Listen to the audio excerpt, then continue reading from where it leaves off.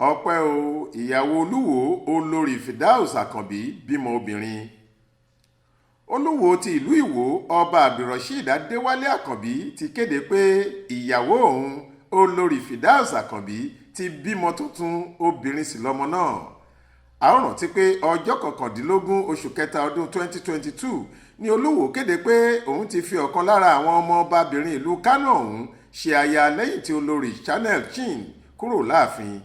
Nínú àtẹ̀jáde kan tí akọ̀wé ìròyìn Oluwoo Ali Ibrahim fi síta ni ọba Àkànbí ti sọ pé ìrọ̀lẹ́ ọjọ́rú wẹ́sídẹ̀ẹ́ ọjọ́ 15 oṣù kẹta ọdún yìí ni Olódùmarè fi ọmọ náà jíǹkí ìdílé òun. Nígbà tó ń fìdí ìròyìn ayọ̀ yìí múlẹ̀ f'Aláròyé, Oluwoo ní òun ò lè pa ìdùnnú òun mọ́ra fún oore ayọ̀ náà. Ó ní ọwọ́ ẹ̀rọ ni olórí tuntun yìí fi bẹ̀rẹ̀ nítorí ọmọ obìnrin ló bí. Ó ní gbígbé ọmọ fún ọ̀pọ̀ oṣù kò rọrùn. Mo kí olórí mi kú oríire ọmọ tuntun náà. Mo nígbẹ̀kẹ̀lé kíkún nínú èso tó bá ti inú rẹ̀ jáde. Ọmọ náà yóò ga yóò sì ṣe oríire jù mí lọ.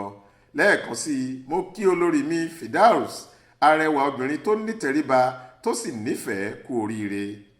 Tẹ́ ò bá gbàgbé, ìpínlẹ̀ Kánò ni Oluwoo ti lọ mú arẹwà obìnrin tóun náà wá láti ìdílé ọba yìí wá sáàfin Ìwó láti wá máa ṣe olórí láàfin.